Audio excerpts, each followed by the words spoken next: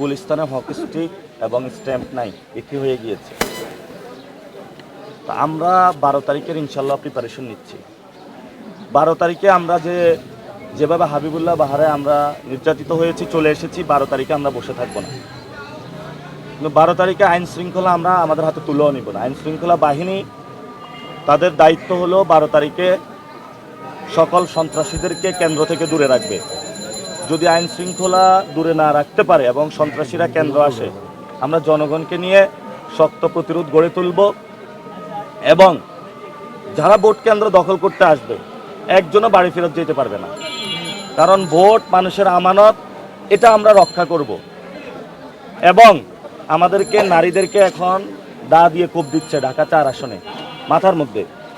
আমাদের এখানে এক বোনকে ক্যাম্পেইন করতে গিয়েছে, মাথার মধ্যে বরফ নিক্ষেপ করেছে, 4টা সিলাই দিতে হয়েছে। তা আমরা নারীদেরকে কিভাবে ইলেকশনে দাঁড় করাবো? নারীরা ভোট চাইতে গিয়ে এই ধরনের নির্যাতনের শিকার হচ্ছে। তারা তো নারী বান্ধব না, নারীদের উপরে নির্যাতনকারী।